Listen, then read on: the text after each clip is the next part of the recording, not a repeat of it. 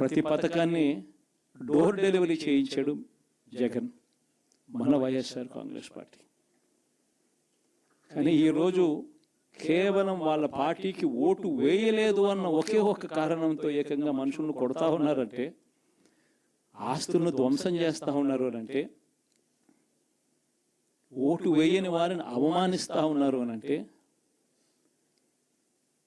నిజంగా ప్రతి గ్రామంలోనూ ఇంత అన్యాయంగా వ్యవహరిస్తున్నారు అనంటే, శిశుపాలుని పాపాలు పండడం చాలా వేగంగా పడతా ఉన్నాయి. పాపాలు పడ్డే కార్యక్రమాలు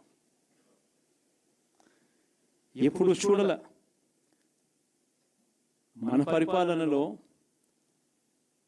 మీ జగన్ పరిపాలనలో ఏకంగా మేనిఫెస్టో అన్నది ప్రతి గవర్నమెంట్ అధికారి ఆఫీస్లో కనిపించేది.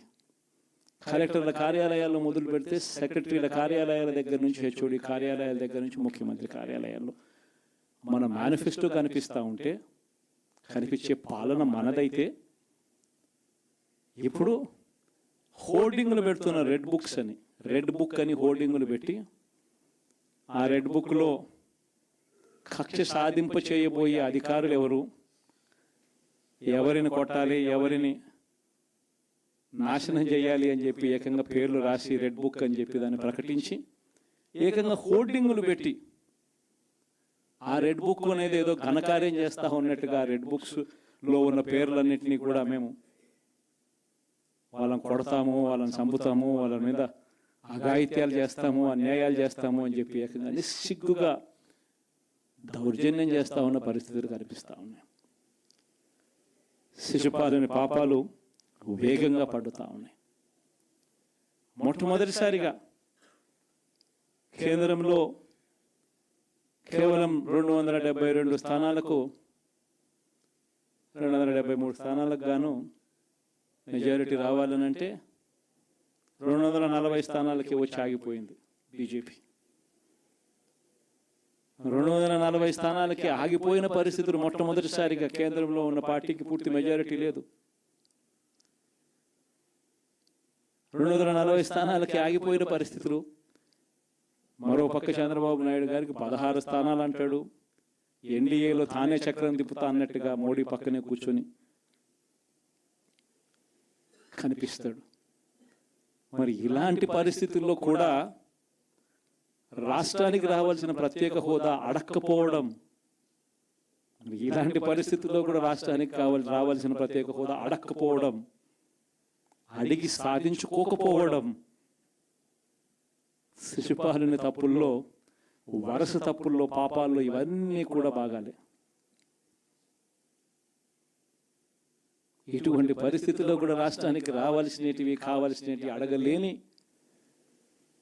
పాలన, అడగలేని మనిషి రాష్ట్రానికి ఏం సమాధానం చెప్తాడు, రాష్ట్ర పిల్లలకి ఏం సమాధానం చెప్తాడు, రాష్ట్రంలో ఉన్న యువకులకు, పిల్లలకు ఏం సమాధానం చెప్తారు? శిశుపాలుని పాపాల్లో ఇవన్నీ కూడా ఇప్పటికే వేగంగా కూడా అందుకుంటా ఉన్నాయి. అదే జగన్ ఉండింటే, అదే వైఎస్ఆర్ కాంగ్రెస్ పార్టీ పాలన ఉండింటే ఈ పార్టీకే విద్యా దీవెన బటన్ అయిపోయి ఉండేది. జనవరి, ఫిబ్రవరి, మార్చికి సంబంధించిన క్వార్టర్కి సంబంధించిన Vidya Deevena fee reimbursement pending. అదే జగన్ ఉండింటే ఏప్రిల్లో ఇవ్వాల్సిన Vasathi Deevena first instalment pending. ఇప్పటికే రైతు భరోసా పెండింగ్, అమ్మఒడి పెండింగ్, చివరికి చిన్న అమౌంట్ అయిన మత్స్యకార భరోసా కూడా పెండింగ్. అదే జగన్ ఉండింటే ఈ పాటికి ఇన్ని బటన్లన్నీ ఈ పాటికి అయిపోయి ఉండేటివి. ఒక్క జగన్ తప్పుకోవడంతో, ఒక వైఎస్ఆర్సీపీ పాలన పోవడంతో ఈరోజు అమ్మఒడి బటనింగా రాలా, రైతు భరోసా బటనింగా రాలా, విద్యా దీవెన పెండింగ్, వసతి దీవెన పెండింగ్. ఇప్పటికే ఇక ఇదే అంటుకుంటూ పోతుంది.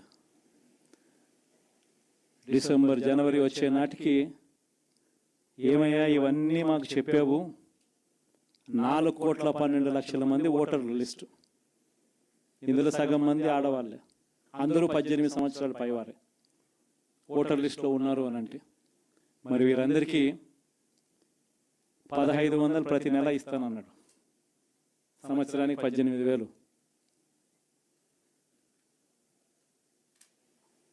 ఇందులో పెన్షన్లు తీసుకునే వాళ్ళు ఒక 30 లక్షల మందిని బహుశా ఆడవాళ్ళకి పక్కన పెట్టినా కూడా 65 సంవత్సరాల పైన ఉన్న వాళ్ళు అని పక్కన పెట్టినా మిగిలిన 1,80,00,000 మంది ఎదురు చూస్తున్నారు.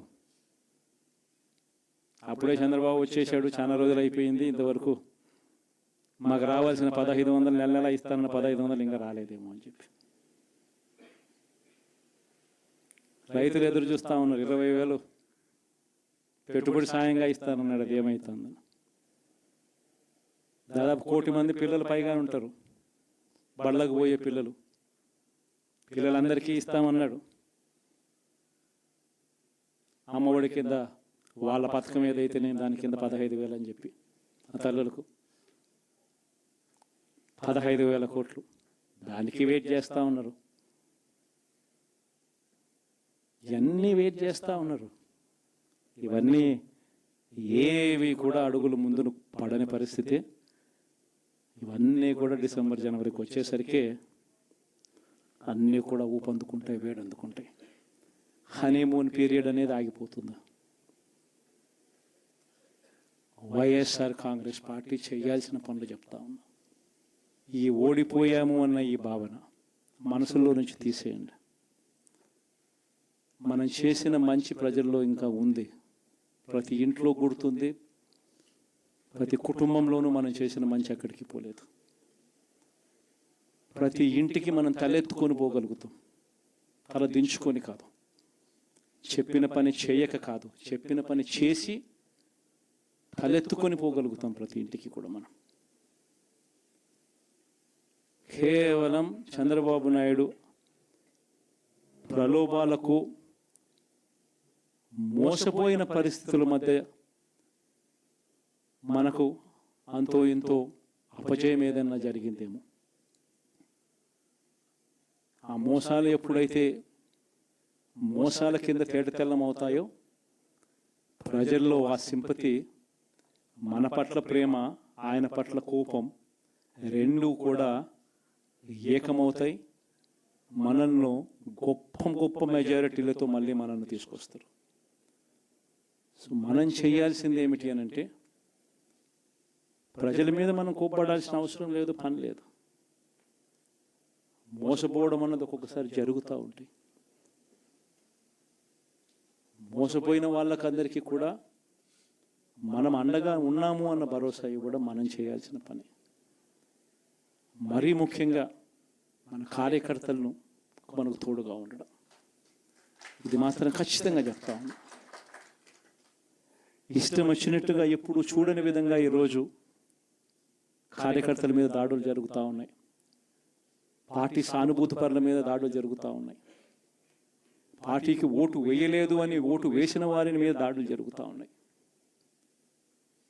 కొన్ని చోట్ల అవమానాలు, ఆస్తుల నష్టాలు, దాడులు, దెబ్బలు తగలడము, ప్రాణాలు కోల్పోవడం కూడా కొన్ని చోట్ల చేశాం. వీళ్ళందరికీ కూడా నేను మీ అందరికీ కూడా నేను చెప్పేది ఒకటి, వీళ్ళందరికీ భరోసా ఇవ్వాలి. ఎక్కడ మీ నియోజకవర్గంలో ఎక్కడ ఏమి జరిగినా కూడా పోండి, మీ తరపు నుంచి సహాయం చేసే కార్యక్రమం చేయండి. పార్టీ తరపు నుంచి కూడా సహాయం అందిస్తుంది, అది కూడా తీసుకొని పోయి కూడా ఇవ్వండి. ప్రతి కార్యకర్తకు తోడుగా ఉందాం, ప్రతి కార్యకర్తకు భరోసా ఇద్దాం, చాలా అవసరం కూడా. మన కోసం కష్టాల్లోనూ నష్టాల్లోనూ మన కోసం నిలబడ్డారు, జెండాలు మోసి నష్టపోయారు, ఓట్లు వేసి దెబ్బలు తిన్నారు, మనకు ఓట్లు వేసి దెబ్బలు తిన్నారు. వాళ్ళందరికీ కూడా తోడుగా ఉండాల్సిన అవసరం ఉంది. ఇదొక్కటే కాకుండా మన ఎంపీటీసీలు, మన జెడ్పీటీసీలు, మన కౌన్సిలర్లు, కార్పొరేటర్లు, వీళ్ళందరికీ కూడా భరోసాని ఇవ్వాలి. మాట్లాడండి. మన పార్టీ మీద అభిమానం చూపించే ఏ వ్యక్తి అయినా మన కార్యకర్తే. ఇలాంటి వాళ్ళందరికీ కూడా తోడుగా ఉండే కార్యక్రమాలు ఖచ్చితంగా జరగాలి. ఇవన్నీ కూడా ఖచ్చితంగా చేయమని మిమ్మల్ని అందరినీ కూడా కోరుతా ఉన్నా. సీరియస్గా నేను చెప్పిన ఈ విషయాలన్నీ కూడా పరిగణలోకి తీసుకోమని కోరుతా ఉన్నా. అండ్ ఇంతవరకు సినిమా జరిగింది ఓన్లీ ఇంటర్వెల్లే.